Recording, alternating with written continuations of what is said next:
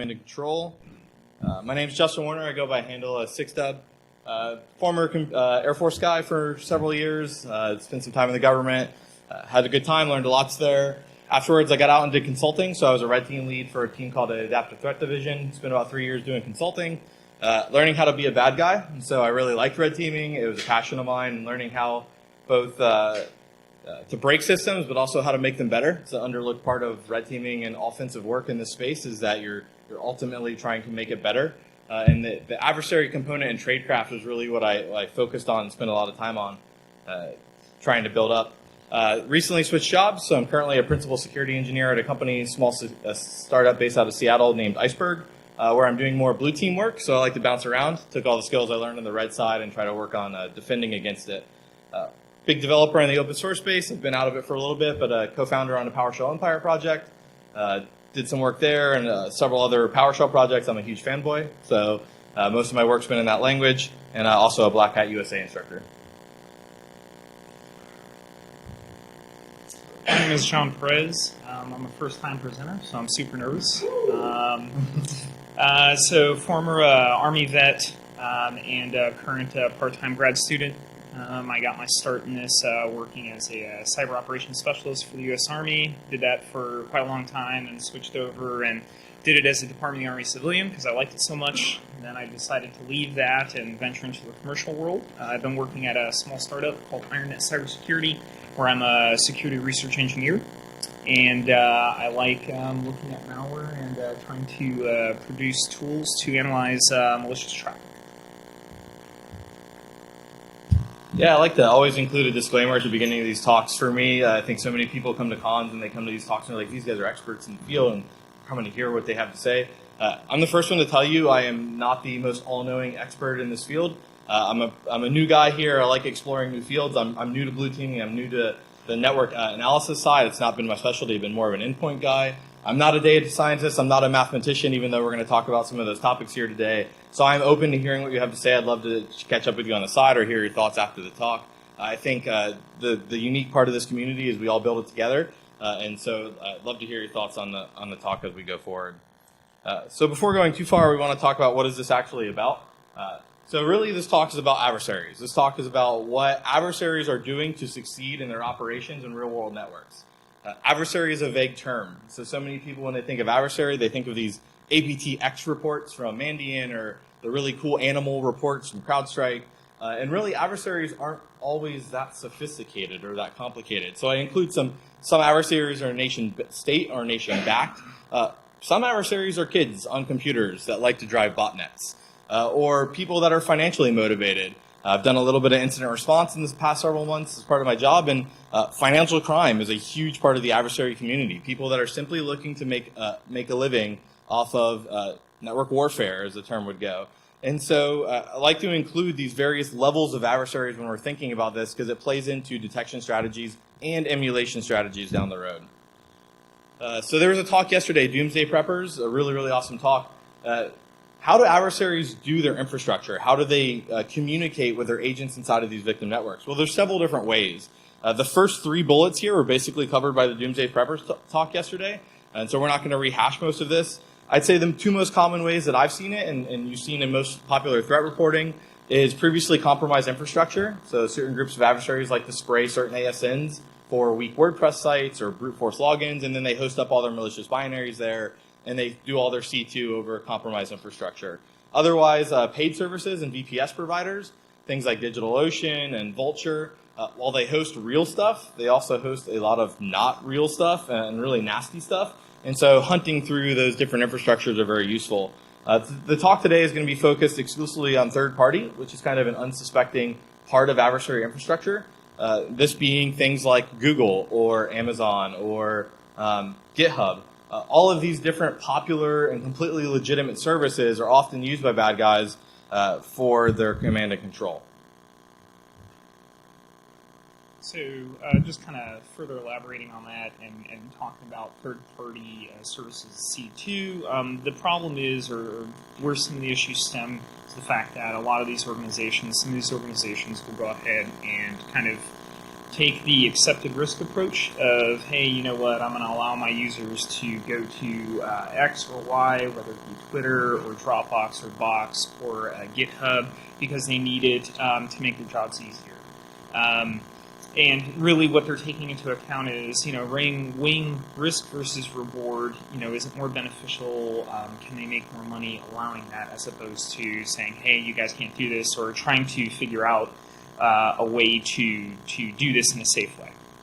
And then also you have sometimes with workplace culture and things like that, they want to allow these folks to go to these different things. And an example of kind of work that may need access, say, to like Twitter or something like that, would be like HR, where they're managing numerous Twitter accounts for the organization, and basically kind of allowing that out. Then you have organizations that try to kind of manage this by implementing kind of like policy enforcement, or maybe not backing it up with like technical controls. And so basically you have a bunch of kind of management putting their head in the sand, just kind of saying, hey, as long as the boxes are checked, everything is fine. And then you have like a network security team that's like, hey, all the boxes are checked, so, can I go do whatever I want to do? And idea being like, this is not okay, and we're trying to bring awareness to this. So third-party C2, so basically there are a number of different ways to go about this. We're going to kind of enumerate a handful of them through some of the POCs that we've written for this. But basically, you have whether it be IECOM objects being used to do some browsing behind the scenes to grab information that way and grab and exchange command and control that way, or whether they're using straight API access to third-party services. These types of things are the type of things that are being used and utilized by actors because they know that, hey, this is a way out of the network. And of course, all of this can be used in a variety of different ways. Some that obviously I can't even think of throughout the kill chain. So basically, many of us have probably seen a quote similar to this. Social media, storage services, absolutely needed by my people. This is how they conduct their work. And basically, what that's breaking down to is, they're willing to accept the reward as opposed to taking a look at the real risk and you have adversaries that are 100% willing and capable to abuse these services.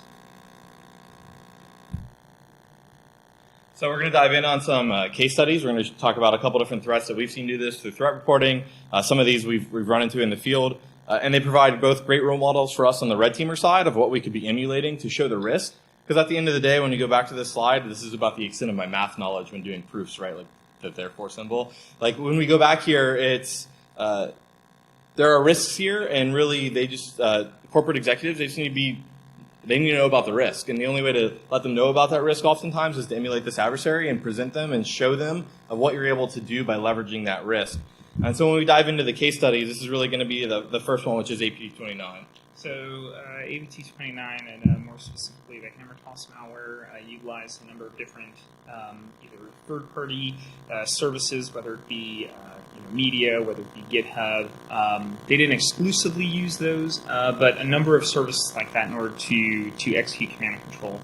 And basically what you would have, in a nutshell, is you have an infected host attempt to reach out to a number of different Twitter accounts. Find one that has a tweet with a special marker in it. That marker, is an indicator that, hey, this is a tweet of interest, or this is something I'm interested in. Basically, malware will go ahead and take that, parse that URI, follow that link. In the common case that's been reported, you had a lot of GitHub in use. So go to that GitHub page or that site.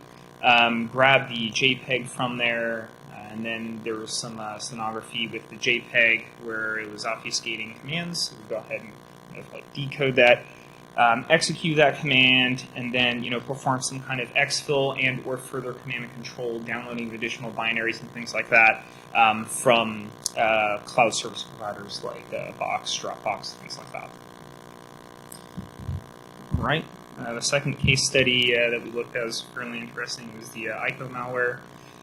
So basically, you had a binary, or you had a piece of malware that had a script and configuration file baked within. It was encrypted. It would go ahead and drop this, decrypt, execute the script, and what the script would do is go ahead and create leverage like IE-com objects to interact with Yahoo Mail. And it would do that, look for commands, and then execute those commands, and then exfil data out via email. So again, the challenges presented by both of those is that they're both commonly in use, and you have the comms themselves are TLS encrypted, and then you have a number of obfuscation layers underneath that tend to make jobs difficult for routine operators. The next one we looked at, so case number 3 is Cloud Atlas campaign. So Cloud Atlas was a really popularly reported campaign. It was named APT, wasn't really advanced, debatable. I think really what the cool part of what this was is that the agent communications, they leverage popular file sharing websites. Specifically in this case, they leveraged CloudMe, which is essentially a solution similar to Dropbox. It's used heavily in Europe, not as heavily used in the US. This service, it allows you to do WebDAV, meaning that it allows you to do WebDAV as an extension of HTTP that allows for file control all over HTTP. Specifically in Windows, you can actually mount shares, WebDAV shares, as a local share. And so what the malware would do is it would mount a little local share that was WebDAV over HTTPS, so SSL or TLS, out to CloudMe. And so all the communications of the malware were, again, encrypted out to a distributed set of hosts at CloudMe's real infrastructure. And on the local side, you basically had a background share created. I've seen, as a red teamer, I've seen plenty of users. I've done lots of really malicious things and things that I thought would alert people. And I've done things way noisier than creating a background share that have never gotten me caught. And so while you might be sitting here thinking a share was created, they didn't see that little extra drive in the Explorer window. People just aren't thinking about that day to day. They're not constantly thinking about, am I being hacked? That's not the first question when they're using their computer. And so this malware was wildly successful and had a huge victim count and would prove extremely difficult to do traditional NSM with due to the use of all legitimate services and seemingly normal behavior out the third-party command and control. And the next one's kind of random. It's not like a traditional APT threat. If anyone doesn't follow John Lambert, the guy who works at Microsoft, I highly recommend it. One thing he does is he tweets out a ton of samples he finds as he's going through his day-to-day job. And what that results is a lot of really good code that you can use that he's seeing being used throughout real environments. And so in this case, I was glancing through and reading the Twitter feed one morning, and I saw this, and I bookmarked it and came back and read. Essentially, what he tweeted out was it was a initial phishing component. It was a Word document signed with a legitimate code signing certificate. So that's pretty solid and beats most macros that we are seeing nowadays. That code would then do a WMI survey, and it would use Google Sheets with an actual public Google Sheet. And so all the communications would be legitimate HTTP or HTTPS out to Google. And essentially, it would receive commands via the Google Sheet and post encrypted exfil via the Google Sheet. And the actor would maintain control over the private key, use to decode the stuff that would go out to the Google Sheet. Now, it's public, so you could tamper with it, you could see it. You would be reverse engineering it by that time. You'd have to know about it. From the NSM perspective, you'd see Google Sheets. And as a person who stares at a lot of network data all day long, Google is constantly happening throughout the environment at all times and all times of night. And with things like VPN and work from home solutions, detecting oddities in Google is very tough. We'll touch on it a little bit later on. But this malware is wildly successful due to the capabilities, again, using the third-party command and control vectors. And so the first question, how many people are offensive people in here? Okay, a couple. How many defensive, I'm guessing, or admin, IT, operations? Okay, cool. So there's 3 people that'll care about the next section. That's cool, though. Threat replication, so what does that really mean? There's really several kinds of threat replication and red teaming. I'd say to start, threat replication or adversary emulation, it's a form of red teaming. It's meant to model a specific adversary. So red teaming might be generic. It's not specific to what adversary or what kind of adversary. Or if you're even modeling a real adversary, it could be generic. Threat emulation is I'm picking an adversary and I'm testing an organization against that. But it's not stuck to the services community. So we're both people who work at a product company, and I'm a big believer in threat emulation. And I'm a believer in threat emulation in the aspect of is our product has to stand up to techniques that are being used by real adversaries. And so as a researcher and an analyst, part of the things that we're doing is actually doing threat emulation against the product to see, does it detect? What could go better? Are there analyst techniques that could be used to detect that? Some characteristics of it has to be highly heuristic tools, which generally means that you have to have really good intelligence, or you have to have a really good reverse engineer to sit there and do nothing but reverse malware for you and give you tradecraft techniques on it. Some weaknesses to the approach. And so, again, when you're looking at just red teaming as a whole discipline, threat emulation, you really risk handcuffing the red team. There's been many times where I've done threat emulation stuff, and as soon as I'd get into the scenario, you say, well, the bad guy didn't do it, so can I do it? Like, we're supposed to be doing threat emulation. And that question is dangerous, because as a red team, you're really meant to expose flaws. And so when you start limiting yourself to specific TTPs or specific operations, you could run into the case of not taking a path that could discover vulnerabilities. And so just something to be aware of. I'd say a mix of both is really, really useful going down the road. And as we stated early on, we are not all knowing, and we are not the only people doing this. There are a ton of existing tools doing this. Selfishly, I'm going to note here that Empire 2.0 was just released. I had 0 dev on it.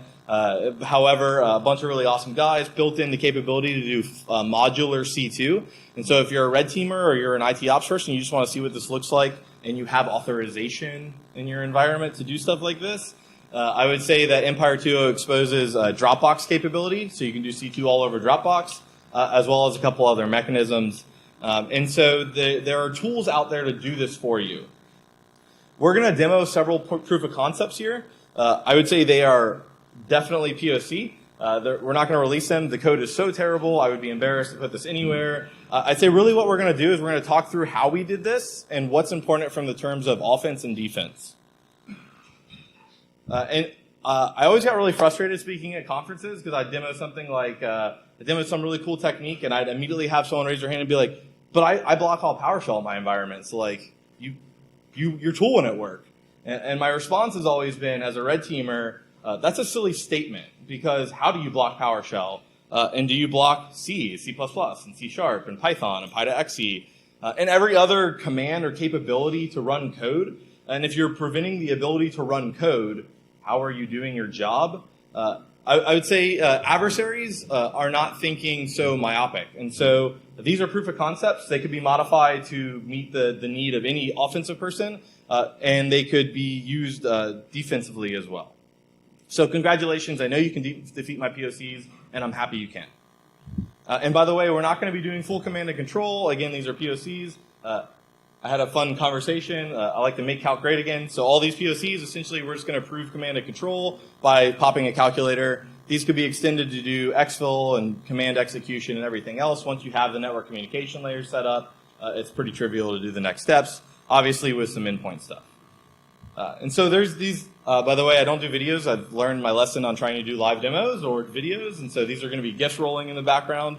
And so these will run a couple times so you can see it over and over.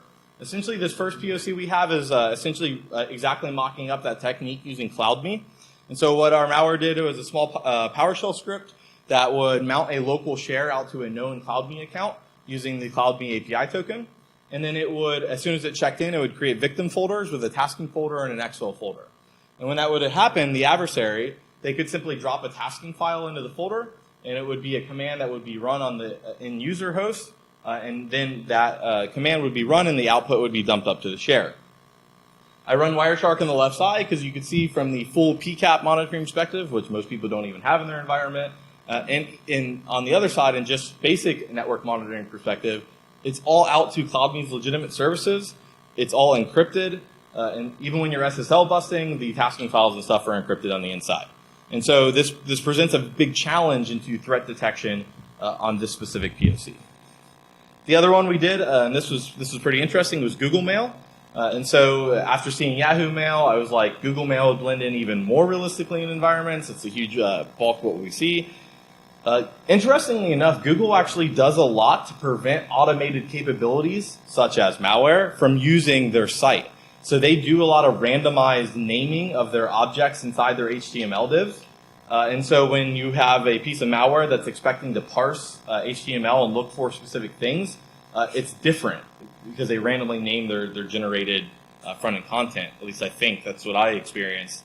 And so what we had to do is we had to be a little bit more generic. In this case, we had it was a binary that would call out to Google Mail using an IE.com object in the background, meaning I spawned Internet Explorer hidden, and I could drive it programmatically. And I basically browsed like a user. I would fill in a username, fill in a password, and then I would look in the inbox. And I would see if I found my marker in the inbox. I'd raw regex the entire return and look for a marker.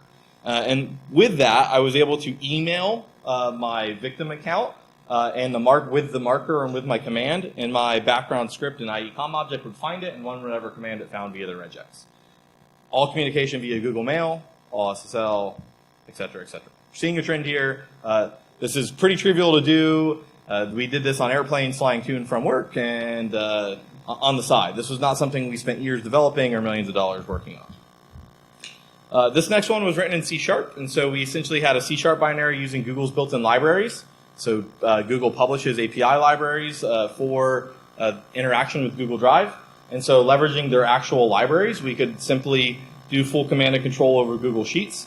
And it would all be done with an API token or OAuth. And in this case, we were able to drive and control malware by posting a command with a certain string marker inside of a Google Sheet. Because we're using APIs, the sheet is actually private, unlike the public sample we saw, but it's just as easy to do with a public sheet and just a raw HTTP GET request through PowerShell or any other language. So you could actually make this simpler to use without Google's libraries and maybe less noisy on the host, or you could use the libraries to get better authentication. So for this one, we went ahead and wrote this in Python, leveraging Dropbox's APIs. Pretty straightforward. Basically, infected node would go ahead, call back, create a unique directory for itself, have a structure where you would receive tasking, and then post exfil, all using Dropbox API. So that's all you're seeing if you're looking at the SNI or anything like that. It's all TLS and API.dropboxapi.com or whatever that happens to be. So the challenges here is the fact that if this is something that is an accepted risk by an organization, and it was really easy to write, this is something that you have to be concerned with, and especially if you're not breaking SSL or anything like that, this becomes pretty tough. Or even with breaking SSL, realistically, this becomes tough to really examine in depth. So for this one, this was written in PowerShell, and basically kind of very similar to some of the work that Justin was doing earlier on, creating a IE.com object in the background, kind of hidden window, hidden Internet Explorer, browsing to Twitter, looking for a specific user, and looking for tweets with specific markers. It then pulls that back. Decodes. I just did some real simple basic base 64 encoding for the commands. Decodes that, executes the command, and calc. And again, depending upon the users and the acceptance of Twitter within the workspace, in corporate environments, maybe they don't want users to have to walk to a kiosk to go ahead and do this. This could be potentially dangerous, especially if you don't, if you're not able to really track, because a lot of users use Twitter. I totally don't know how they pick those who to follow. It's not my search history, I promise.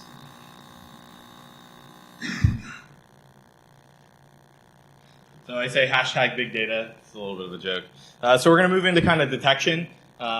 Really, we started out when I first thought about this talk, when we were talking with John. It's like, we want to do a talk. Let's do threat emulation. That's really fun. That's what I used to do. And it's like, let's code all this really bad malware and let's release it, and it's called Havoc, and it's a great time. And then we were like, this is actually really hard to detect. When we started to move to the blue side, I moved to the company, this is horrible. This is a real problem in enterprises, and this is something that needs a lot of awareness. So we moved the focus of the talk to be more on detection and more on some concepts and theories of detection. By no means giving step-by-step guidance on this, because this is fairly groundbreaking stuff, I would say, on how to do this, and we're barely going to scratch the iceberg in a nice little 30-minute presentation. This is probably like white paper worthy down the road for someone who wants to spend some time with a lot of mathematicians to look at these problems. I'll also say that I've heard all sorts of quotes. So like I work with customers all the time, and I hear customers, I have favorite customer quotes, but I hear customers say that this is hard. I know it's really, really hard. So the common complaints I hear are, how do I get that much data? You're talking terabytes, hundreds of terabytes, if not petabytes of data, when you're talking entire network data at scale. And so how do I capture that, let alone process it? You hear things like, I don't even know where all my endpoints are. As a red teamer, I would find like deep domain controllers sitting in closets that hadn't been like updated in 10 years. And so like, if you don't even know where all your endpoints are, how do you know where all your network choke points are? And are direct comms allowed out to the internet? And how do you monitor all these things? And then most analysts, like, analyst wear, as a former analyst, I feel you, the pain of staring and spending 99.9% of your time finding false positives, to the point where like it's a real celebration when you find that one good win. I feel you, and that's a problem. And that's a problem that causes this to be really, really tough, because in the real world, adversaries exploit humans. They don't always exploit systems. And so they rely on that analyst wear and that human stuff to make it easy. So I'm sorry I didn't say this was easy, and we're not going to have all the answers here. Hence, we're not really seeing all the code to make this really, really easy. I would also say users are going to use a quote from a really awesome, smart red teamer that I once worked with, and he always said this, and it never rings true until you really think about a moment like this, where people want Twitter, and people are going to allow Twitter, and people want GitHub, and organizations use Google. It's a whole business line that uses Google. And so they're not just going to go block this. I mean, the smartest answer, or the easiest answer, would be maybe you just limit this or restrict it in your organization so you reduce the attack surface in your environment. But it's not quite that simple unless you want a rebellion on your hands. And then I would say when I first started digging in on this, I'm like, this is so easy. And I started running queries through a system and pulling back data. And I was like, look at the periodicity of this data. And so if you look at the timestamps here, you can see that these requests, these are like DNS requests out to docs.google.com. And it's like exactly 10-minute intervals. I'm like, I found malware. It's guaranteed 10-minute intervals on the dot, no jitter. Like, this is malware. Well, it turns out like Ajax has completely broken periodicity algorithms on common sites. And generally, periodicity is very hard to be quality with. And so again, for the third time, I did not say this was easy. So what do you need to find evil? What do you actually, when you start going down this path of detecting this type of activity, what do you need?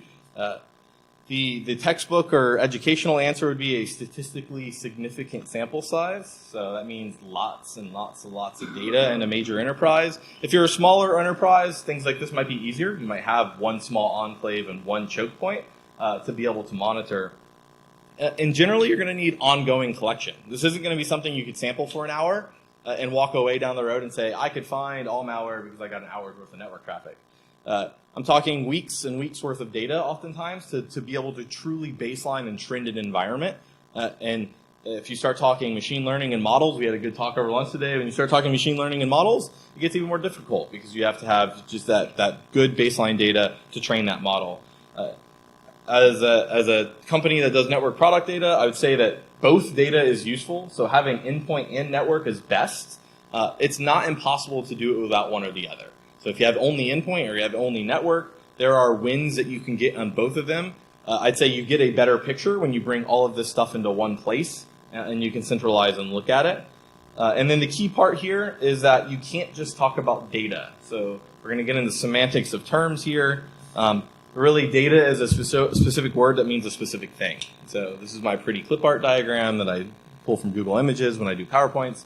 This is no marketing team here, right? You see just Google Images. But essentially, key data points or raw data is kind of useless because there's so much of it, and you have to know what you're looking at, and you have to understand what that data means in context. And so I'll talk about like the information process here. Basically, you take data and you provide context. Context is what does this data mean in terms of other things going on in the environment at the same time, or other related data in my data set. And then I enrich it, meaning I go out to popular sources and I make that data more rich. I make the data more useful. This might be going and pulling Whois records or something and bringing it all into the same data pool for querying.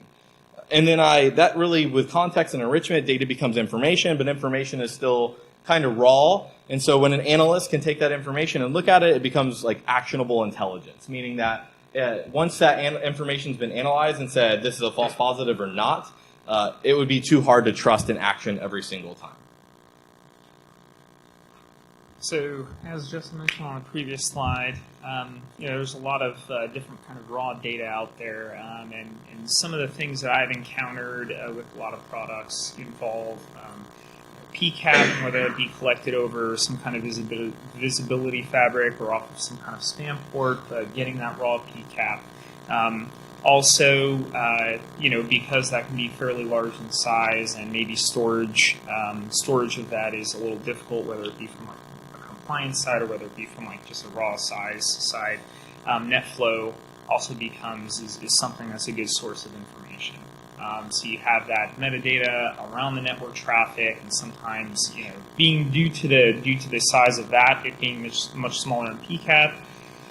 You have you're able to retain that for a lot longer, and it's able to kind of supplement some of the information that PCAP can give you. Of course, it's not going to be as feature rich, but it can help to fill some gaps. And in my experience, the majority of the information on the network side does come from PCAP and also from NetFlow. There are some other things that can help you on the network side with regards to maybe tracking assets or entities and kind of enriching some of the NetFlow data and PCAP that you may have. So, and that sometimes comes in the form of, whether it be proxy logs or whether it be DNS logs, DHCP logs, all that's very helpful. And then, as Justin mentioned, it's not necessary to have both, but if you do, that's great. All right, so the more data you can bring into this and the more data points you can kind of evaluate and use, the better, especially if you know how to use a specific data point. So with all that network data I just mentioned, if you go ahead and kind of correlate or have the ability within your environment to correlate processes and network events. So process creation, network events, and then tying that back to a lot of the information I just mentioned. All of that information can be used and enriched further down the line. So you have all this raw information. It may not necessarily mean anything to you right off the bat, but as part of this, as part of the process that Justin described, you have different enrichment sources. Me personally, I kind of just break these up into two different categories. You have like internal enrichment, you have external enrichment. For external enrichment, it may be some of the things that were mentioned prior, like Whois information. Whether you're looking at the popularity of domains, that's a big one, and looking at the popularity of domains, and the third one doesn't come to mind. Oh, it'll come back to me though. Internally, you'd be creating kind of roll-up tables would be extremely useful to aggregate this data because there is a lot of it. And also, at some point, taking a look at potentially like in and out degree for specific things, whether it be domains or IP addresses. And then utilizing all of that to just enrich everything I mentioned in the prior slide. Still can't remember that third point. So, no, it was something. And all good things, by the way. Yes, that's not what he was looking all for. Good things, but the more the better. Yes, it's all right. If it comes back to me, I'll shout it out. So, indicators of compromise and indicators of attack. So, all of us are familiar with indicators of compromise, whether it be specific hashes, IP addresses, specific domains associated with threats. Put out information, whether it's internal and you've discovered it and spread it around, or whether it's something you're taking in on a feed. The problem, or not necessarily the problem, they're useful. The challenge that I see with them is the challenge that you encounter with all intelligence, right? It's the fact that everything has a shelf life, and as things are detected and things become public that they are detected, your adversary is going to start to move, shift, and respond to that. Indicators of attack. When I say that, what I mean is basically taking kind of the chaining of different behaviors. Instead of looking at like a specific discrete data point, going and taking a chaining of behaviors, maybe within a specific time window or something like that, to identify something that is anomalous, and then using the enrichments I mentioned earlier to decide whether this could be borderline malicious, or is this more along the lines of benign and maybe doesn't warrant a second pass. So looking at endpoint-based and kind of focusing on the indicators of attack, one thing you can take a look at, so signed binaries. In our research, we noticed that a lot of the applications that are in use by and provided by legitimate third parties, whether it be Google Drive application, or whether it be the Dropbox client application, these things are signed. And then that kind of brings a question to mind: if you do have a capability within your environment, maybe it is like an EDR solution that can determine whether a binary is signed or not. Some of the questions you should definitely ask yourself taking that endpoint data is, hey, we have an unsigned binary that is communicating out to Dropbox, or we have an unsigned binary that is communicating out to Google Docs. Is that something that should be allowed? Is that something that should warrant further follow-on? So, a decent thread to kind of pull on. And that's really where the joint picture of both endpoint and network data can really be useful. You can take things like process creation events and signature characteristics and slap it next to network events and say, this process ID, which is unsigned, spawned this network connection out to this IP address, which is associated with a certain passive DNS value, which might be a heuristic or a pattern or an IOA of bad behavior when seen in a short time frame. And that's kind of taking a more progressive approach at detection rather than automated prevention or more classical IOC-based detection or intrusion. Reputation, that's what it was. Reputation. Yes. I got it. Yes. Sure. Reputation. All right. Okay, so timestamp analysis and beaconing. So obviously, I'm not going to fit like an entire algorithm into this slide to help you detect periodicity, right? First of all, I'm not that sharp in math, and then secondly, that could be a brief all onto its own, right? That could definitely be a talk all on its own. But if you do have this capability, which there are plenty of network defense products out there that offer this kind of capability, detection of periodicity, what you can do is kind of leverage that information to attempt to like bubble some of this third-party activity to the top. So again, assuming you have that capability, assuming you have somewhat of a decent baseline, which again I know that's extremely difficult to do. Just like Justin mentioned earlier, none of this is easy. But if you do have that baseline, go on ahead and take a look at kind of drastic changes in periodicity. So if you do have nodes within your network that do have Google Drive client or do have a Dropbox client, and you're used to seeing maybe you've whitelist some amount of periodicity coming off those clients because you know that the updater executes every X, right? So there's an hour in between every time it executes. Seeing drastic changes in that could be something that is interesting to take a look at. Especially if it's specifically like focusing on the change of periodicity in those communications. So we all know that people close their laptops or sleep their computers and go somewhere, so you may miss a cycle, but that periodicity could be the same throughout. And if you've identified that and you see changes, maybe that's something you should pull the thread on. The other one is taking multiple periodic events. So this kind of goes back to the hammer toss piece of malware. So if you have periodic communication, or even if maybe your specific algorithm is able to detect some level of pseudo-randomness with the jitter and things like that.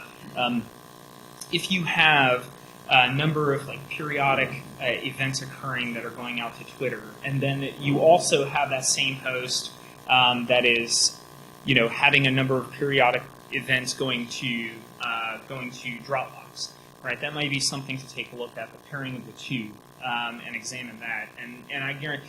So I'm not going to guarantee anything with regards to certain environments, but I know as far as like in-degree goes for Dropbox, or in-degree goes for like Twitter, and closely related GitHub, I would say that could be pretty small from what I've seen. And when we're talking about in-degree, we're just talking about the number of hosts that have the pairing of both of that within a short window of time to those domains. I'd say also in terms of this slide, or this concept, is just like red teamers exploit human weakness to achieve their objective, blue teamers and the network defense guys often exploit human weakness to achieve their objective. And so sloppy adversaries are what really help in some cases detecting this activity. Meaning, I as a red teamer, a countless number of times, type the command sleep 0 in my agent, right? Or like interactive comms, because why? Because I'm lazy and impatient. I want my answers right now versus waiting 5 minutes between my intervals.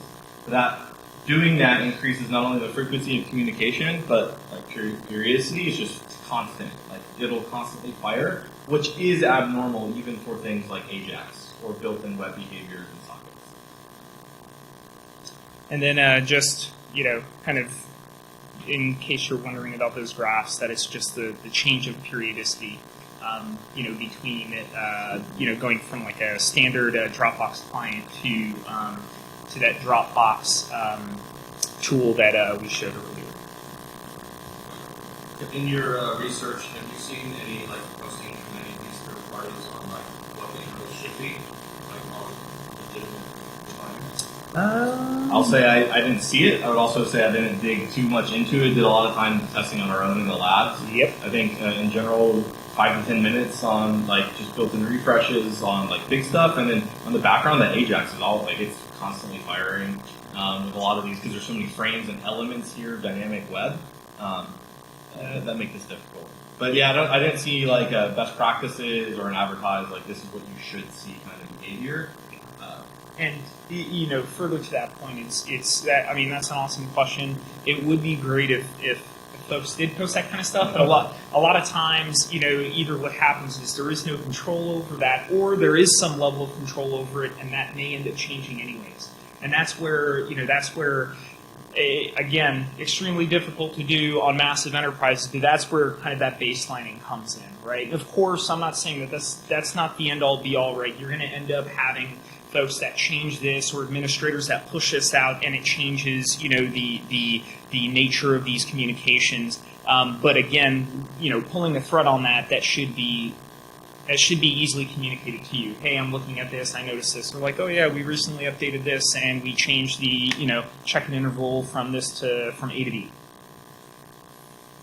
Does that answer? All right, network-based. Another thing.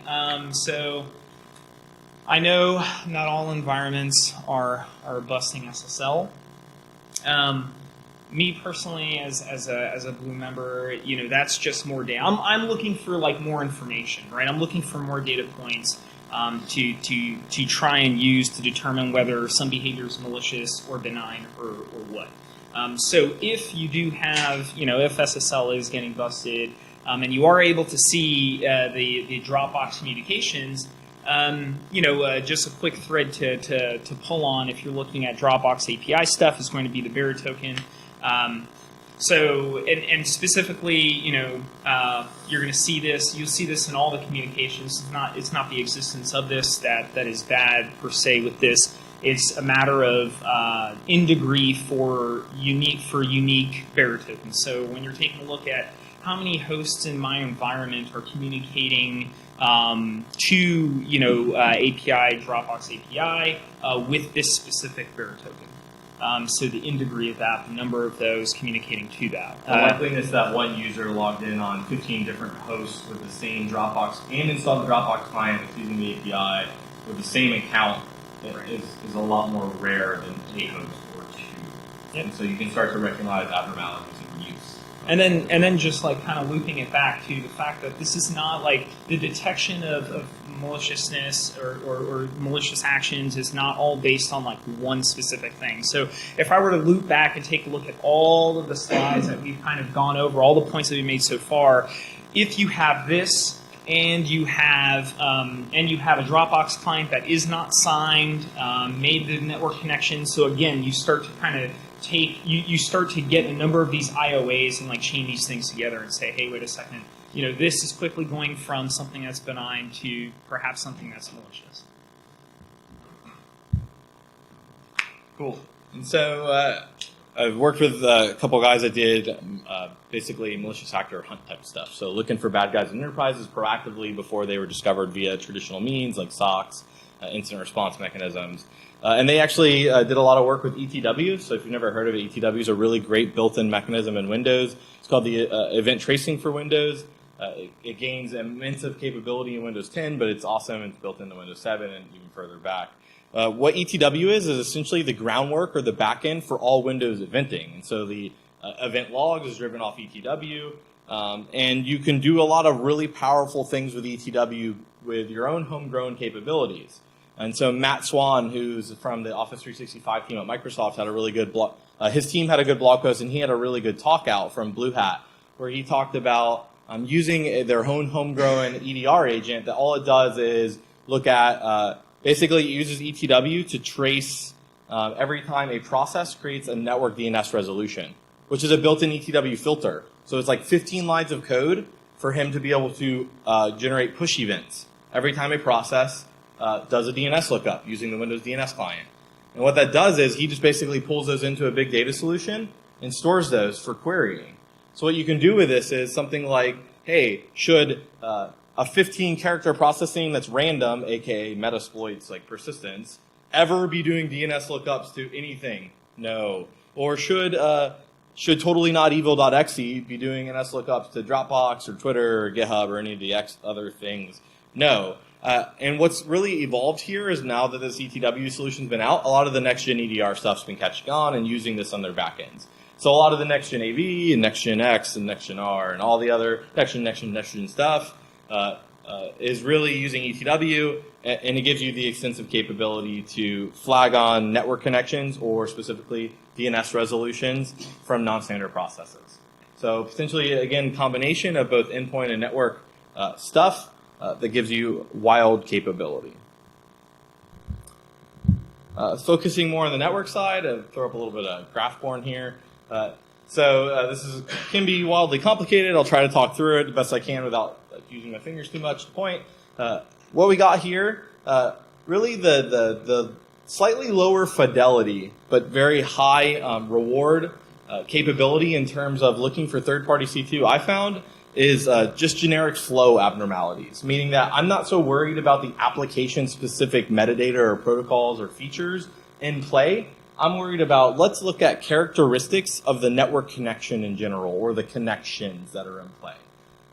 There's a lot of things that go into this. So this graph, because it's completely unexplained on the slide, this graph is plotting several different things. So the blue-green bars, that's plotting send and receive ratios for byte counts. And this graph was mocked up from this is representative of what I see in live customer environments. It's not exact data. I kind of fudged it to just fudge it and make it on the slide for you guys. But it's representative of what we see in real network environments. Green being the download bytes, meaning received, and blue being the sent bytes. And then the line is the ratio of requests to docs.google.com over SSL to the total number of SSL requests in the environment at that interval. Meaning that how prevalent is Google Docs in my total SSL environment.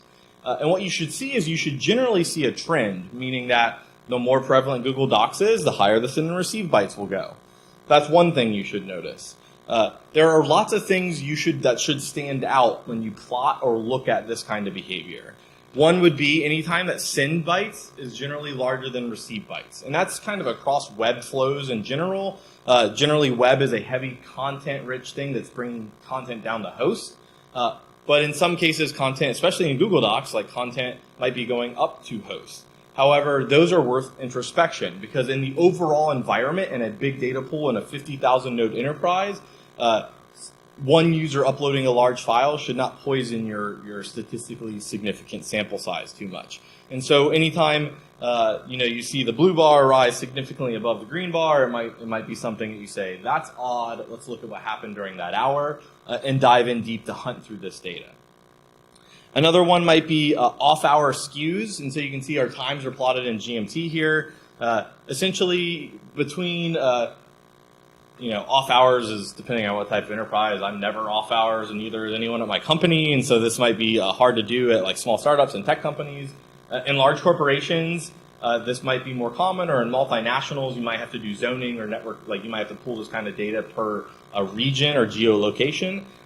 Generally, though, during off hours, you can see in this network sample, which is built and representative, things significantly drop during off hours, both send and receive bytes and ratio. And so something you might look for is, I don't know, that big giant green bar that's taller than any other green bar during off hours.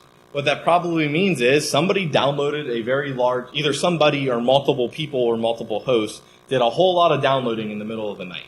So is that normal? That might not even be malware. It might be insider threat, or it might be someone who's cramming for a deliverable tomorrow. But it should certainly provoke the question of what happened there and what host did it, and is it normal? And it should help you dig in a little deeper. Now, this one's going to be a little bit more complicated.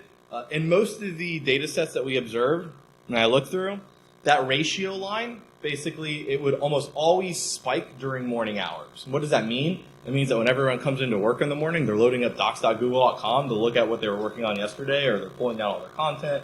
It's very normal when everyone opens their laptops or turns on their computers, the clients sync.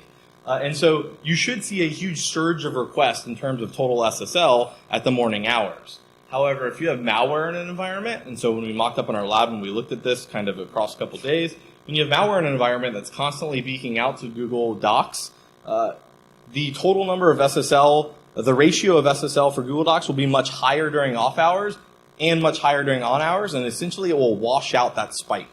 Meaning the derivation, the change between off hours and on hours for Google Docs' ratio will be significantly smaller and very noticeable.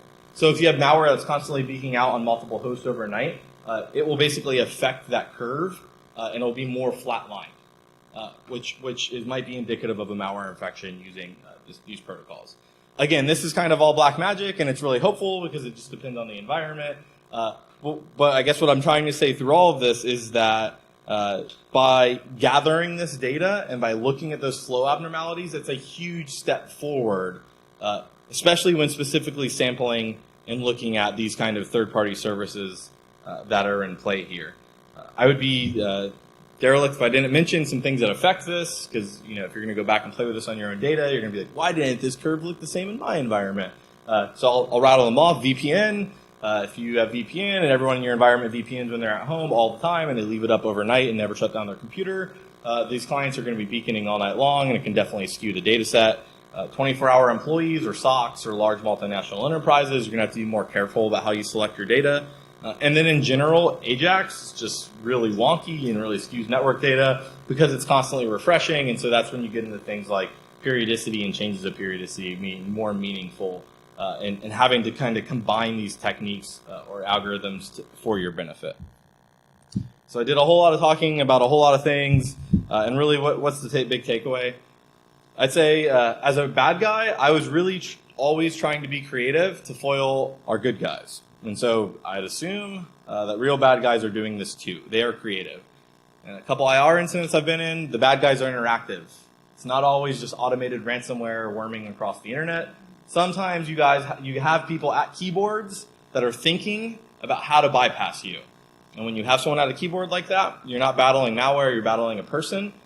And you're going to have to really think through all the different realms of creativity that person's going to go through to succeed in their mission. When you're talking millions of dollars, I can tell you that I have seen Bitcoin wallets used of interactive actors of $700,000+ that they're gaining from these campaigns. And so when you're talking about that amount of money, the creativity is worth it for them. Third-party services are wildly easy to use for this kind of stuff, and you also violate all kinds of terms of use probably. And so, I say that this is probably very useful for bad guys to look at, and it's also extremely useful for you to start thinking about in your environment. And this is not a technical problem or a policy problem, it's really both. The technical problem, we need to be working to rise to be aware that these are used for evil, and think about ways that we can defeat this or have mechanisms to at least detect it. And on the policy side, we need to be more mindful that checking that box and accepting that risk is a little bit more riskier than most people understand. And it's only becoming more riskier the more this trend catches on and becomes more commoditized. And then, as I've said 15 times throughout the slide, this is hard. And so I hope to push some people in here or anyone who watches the talk to go out and do research on this and really advance this further. We've barely been able to dip our toes in this for data analysis. So if you work in an environment where you collect PCAP or you collect network telemetry and metadata, go out and explore what you have in your environment and come up with a really cool technique or algorithm to look at this. Because I would love to be bypassed on this, and I would love for someone else to give a talk at more major cons and keep this research alive. It's certainly something that we're going to keep looking at when we have time. So I have some credits. We use a lot of different threat reporting from a lot of different sources, and thanks to John. And then Slide Carnival makes awesome slide templates for Google Slides. If you've never checked them out, I like to give them a shout when I'm there. And really, I just want to give it time to answer questions, or when we run out of time here in 3 or 4 minutes, we'll go out back if there's still questions that are there. Anybody? Sweet. Yes. A lot of advanced, like next-gen or old next-gen firewalls used to say they could stop Dropbox or whatever, or Google Mail, or even specific Google services. How effective would those be against an approach like this? I would have to know the specific service and how it's doing it to probably measure that. And I definitely don't want to blast any products here standing on stage and being recorded. I would say that I think in general, the products that I've seen that do protocol-specific firewalls, so application layer 7 type stuff, is typically blocking the service or not. So it's like looking at the domain or looking at the IPs associated, and it's either allowing the traffic or not. Meaning that it's up to the policy of whether you really want to block Dropbox or block Google. I've not seen much that is out there publicly stating in terms of firewalls specifically that they can detect malicious use of the protocols when it's allowed in the enterprise. Right.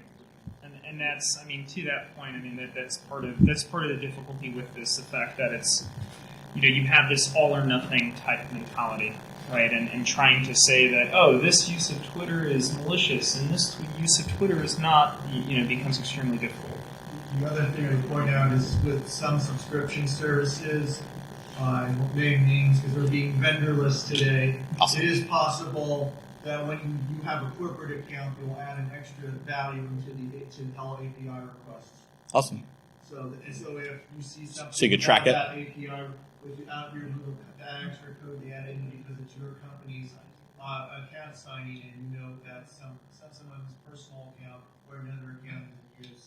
Yeah, that's actually a really good mechanism that I'd love to dig in further. Some of the more active defense techniques that go into play in terms of establishing normal, enforcing normal on network monitoring versus abnormal. So yeah, it's great. Any other slides or questions? It's a long day and lots of beach. Yes. Awesome. Thanks guys for coming. I appreciate your time.